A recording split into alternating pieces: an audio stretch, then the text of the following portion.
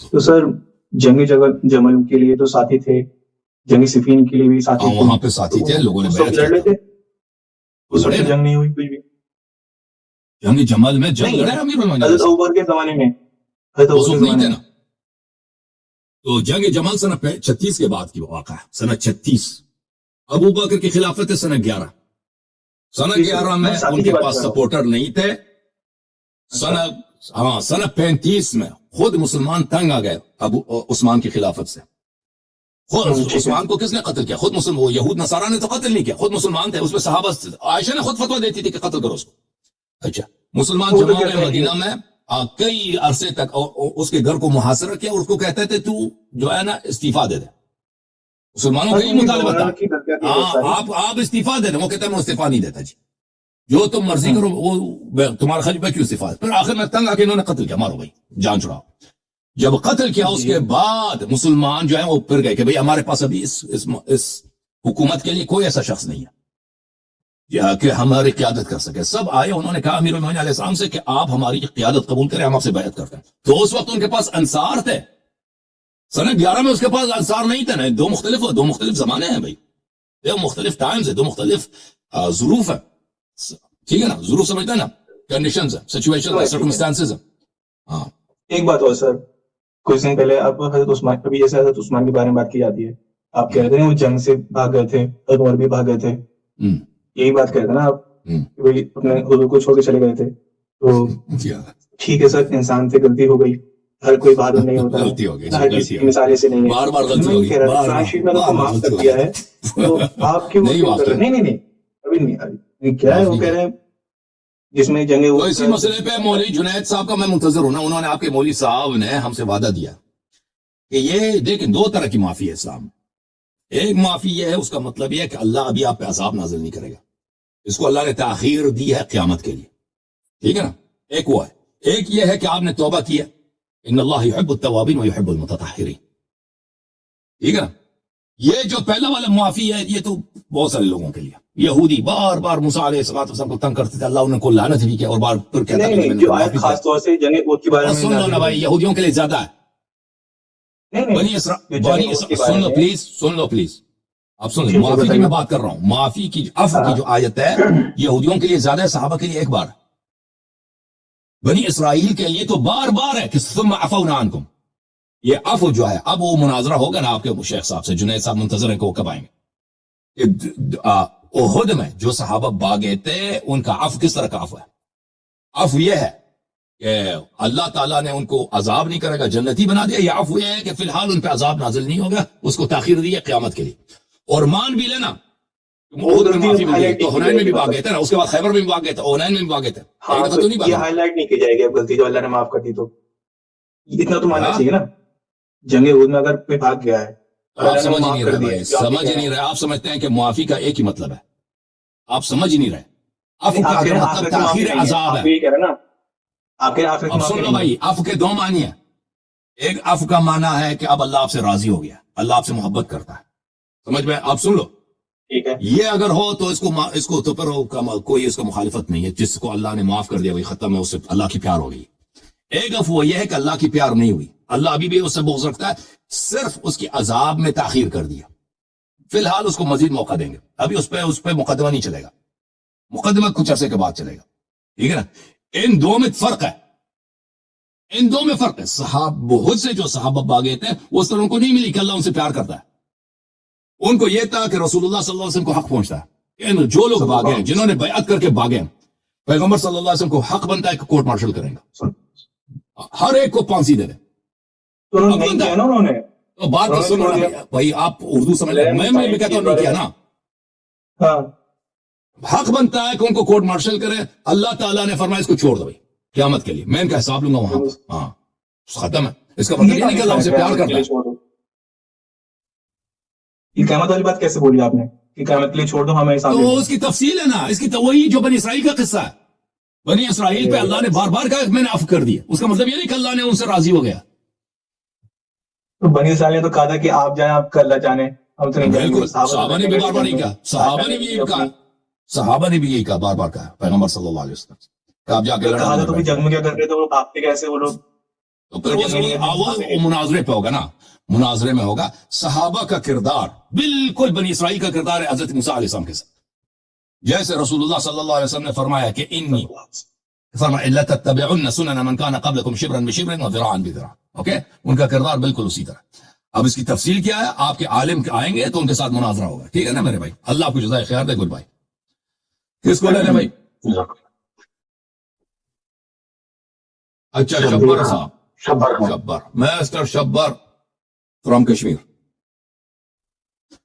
اس کے بعد جو ہے ہم لیں گے اس کو ٹک ٹاک کو بھائی. ٹھیک ہے نا، اس کے ٹک ٹاک بھائی آپ تیار ہو؟ ایک منٹ میں ٹک ٹاک کو تیار کر لو. ابوذر صاحب آپ تیار ہیں؟ میں شبر بھائی کو لوں گا، اس کے بعد ٹک ٹاک والوں کو. ابوذر صاحب تیار ہیں؟ ٹھیک ہے.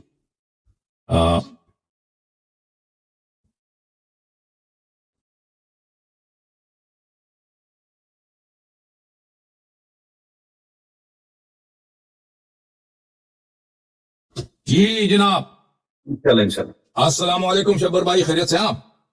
وعلیکم السلام ورحمۃ اللہ وبرکاتہ. الحمدللہ. وعلیکم السلام میرے بھائی، اللہ کا بڑا احسان ہے. تھینک یو سر، بہت مہربانی آپ. بارک اللہ فیک، بارک اللہ فیک. Thank you sir. اچھا ایک دو سوال تھے. جی سر. ایک سوال یہ تھا جو قرآن کے بارے میں آپ کائنڈلی تھوڑا وضاحت کے ساتھ بتا دیجئے تشیعوں کا عقیدہ کیا ہے قرآن کے متعلق. تشیعوں کا عقیدہ قرآن کس لحاظ سے؟ قرآن اس لحاظ سے کہ قرآن جیسے اللہ سبحانہ وتعالی نے فرمایا انا نحن نزلنا الذکر وانا لہ لحافظون. قرآن کی حفاظت اللہ سبحانہ وتعالی شیعہ میں دو فرق ہے نا، شیعہ اس مسئلے میں دو فرق ہے. ایک اہل بیت علیہ السلام کا نظریہ ہے اور ایک شیعوں کا نظریہ. جیسے دوسرے مسائل میں شیعوں نے فیصلہ کیا ہے کہ ہم اہل بیت علیہ السلام کے احادیث کو نہیں مانیں گے، رسول اللہ صلی اللہ علیہ وسلم کے احادیث کو نہیں مانیں گے، اپنے علماء کو مانیں گے. اور علماء نے فیصلہ کیا کہ ہم اہل بیت سے کام ہی نہیں ہے، اپنے نظریات بنائیں گے. تو ان کا ایک وہی نظریہ ہے جو انہوں نے اپنا نظریہ بنا لیا، وہ مشہور ہے، معروف ہے. ایک نظریہ اہل بیت طاہرین علیہ السلام کا قرآن کے متعلق، وہی نظریہ اہل بیت علیہ السلام کا جو عبداللہ ابن عباس کا ہے، جو عبداللہ ابن مسعود کا ہے، جو ابی ابن کعب کا ہے. فرق ہی نہیں ہے. اس کو تھوڑا واضح کیجیے. بس اپنی کتابوں میں دیکھیں. دوسرا سوال کیا؟ جی شیخ، دوسرا سوال یہ تھا سورۃ التوبہ آیت نمبر 100، سورۃ التوبہ آیت نمبر 100. جی والسابقون الاولون من المہاجرین والانصار والذین، وہ آیت میں اگر جتنا مجھے سمجھ آیا ہے سورۃ التوبہ آیت نمبر 100، آیت نمبر 101 اور آیت نمبر 102 میں یہ جو ہے صحابہ کرام کا تذکرہ ملتا ہے. 3 کیٹیگریز تھی جو صحابہ کرام کی تھی. جو آپ یہ والسابقون الاولون میں سے اس میں آپ کس کو کیٹیگرائز کرتے ہیں؟ ہم بھی میں بتاتا ہوں. میں وہی کیٹیگرائز کرتے ہیں جو حدیث شریف میں آپ کی کتاب میں موجود ہے. یہ کتاب I'm asking your opinion. Who do you categorize? میرا وہی عقیدہ ہے جو حدیث میں ہے نا. جی جو حدیث میں ملاحظہ کریں میرے محترم ناظرین کہ حدیث میں کیا ہے. یہ کتاب ہے شواہد التنزیل لقواعد التفضیل، حاکم حسکانی کا، حنفی ہیں، بہت بڑے اشعری ماتریدی، بہت بڑے عالم دین ہے فقہ مخالفہ کی. یہ مؤسسۃ العالمی للمطبوعات میں چھپی ہے. یہاں پر والسابقون الاولون من المہاجرین والانصار، یہ لوگ کون ہیں؟ یہاں پہ حدیث نقل کرتے ہیں وہ کہ بھلے یہاں پر ایک سے زیادہ روایت نقل کرتے ہیں. ایک ہے کہ سابقون اولون کون ہیں؟ ہم ستۃ من قریش، یہ قریش کے 6 آدمی ہیں. اولہم اسلام علی بن ابی طالب علیہ السلام، یہ جو ہے ان میں سے سب سے پہلے علی بن ابی طالب علیہ السلام ہے. دوسری حدیث نقل کرتے ہیں کہ والسابقون الاولون قال، اس نے فرمایا علی بن ابی طالب و حمزہ و عمار و ابو ذر و سلمان و مقداد، یہ لوگ سابقون الاولون، سابقون الاولون. پھر ملاحظہ کریں، پھر یہاں پہ بہت سارے روایت کرتے ہیں امام حسن علیہ السلام سے کہ انہوں نے خطبہ دیا. امام حسن علیہ السلام نے حمد و ثناء الہی کے بعد کا السابقون الاولون آیا پڑھی ہے. فرمایا فكان للسابقين فضلهم على من بعدهم كذلك لعلي بن ابي طالب عليه السلام فضيلة على السابقين بسبق السابقين. جیسے سابقین کا فضل دوسروں پر کہ انہوں نے سبقت حاصل کیا، تو علی بن ابی طالب علیہ السلام کا فضل ہے سابقین پر کہ وہ سابقین پر بھی سابق ہیں. ٹھیک ہے نا. سابقین ہمارے نزدیک وہ دیکھیں میں ایک اور آپ کو دکھا دیتا ہوں.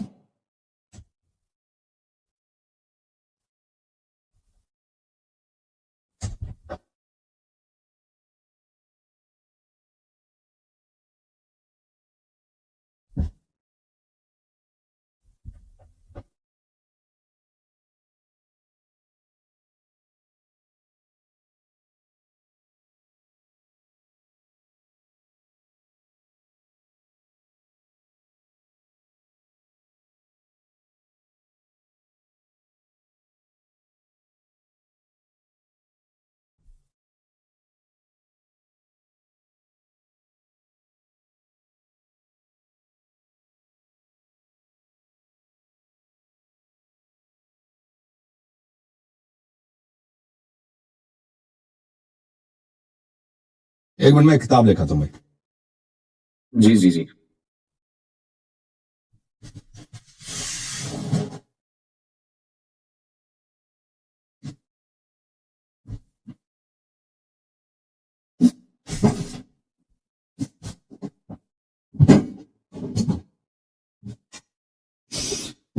یہ کتاب ہے مسند احمد بن حنبل جلد نمبر 5.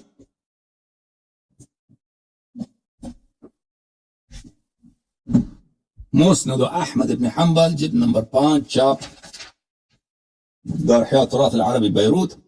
یہاں پر صفحہ نمبر 662 اگر کھول دیں 662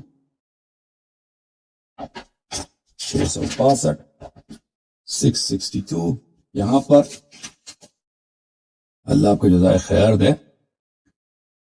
حدیث نمبر تھینک یو سر 19776. بلے معقل ابن یسار کہتا ہے وضعت النبی صلی اللہ علیہ وسلم ذات یوم، میں نے ایک دن نبی صلی اللہ علیہ وسلم کو وضو کرایا. فقال هل لك في فاطمہ رضی اللہ عنہا تعودها، مجھ سے کہا کہ کیا آپ چاہتے ہیں خادم سے فرمائیں میرے ساتھ حضرت زہرا سلام اللہ علیہا کے عیادت کو چلیں. تو میں نے کہا جی ہاں. فقام متوکعا علی، انہوں نے مجھ پہ تکیہ کیا، مجھ پہ میں نے ان کو سپورٹ دیا اور میں ان کے ساتھ. یہاں پہ کچھ تفصیل ہے. گئے وہ حضرت زہرا سلام اللہ علیہا کے پاس. پھر اس کے بعد انہوں نے حضرت زہرا سلام اللہ علیہا سے فرمایا اوما ترضین انی زوجتک اقدم امتی سلمہ، یا حضرت زہرا سلام اللہ علیہا کیا آپ راضی نہیں ہیں کہ میں نے آپ کی شادی کرا دی، تزویج کرا دی میرے امت میں جو سب سے پہلے مسلمان ہیں. وَأَكْثَرُهُمْ عِلْمًا، اکثرہم علما، اور جو سب سے زیادہ علم رکھتے ہیں. وَأَعْظَمُهُمْ حِلْمًا، اور سب سے زیادہ حلیم اور صبور ہیں. حلیم. جی سابقون الاولون ہمارے نزدیک دیکھیں جو لوگ مکے میں مسلمان ہوئے وہ سب کے سب سابقون الاولون میں نہیں ہیں. یہ بشرط الایمان ہے. مکے میں کچھ لوگ منافق بھی مسلمان ہوئے تھے مکے میں، وہ سابقون الاولون میں شامل نہیں. جو مخلص تھے وہ سابقون الاولون میں شامل ہے. جو لوگ منافق تھے وہ سابقون الاولون میں شامل نہیں. مکے میں بھی بعض لوگ مسلمان ہوئے تھے اس لیے مختلف وجوہات کے بنا پر جن کا خلوص نہیں ہے، ٹھیک ہے نا، اسلام کے ساتھ. جی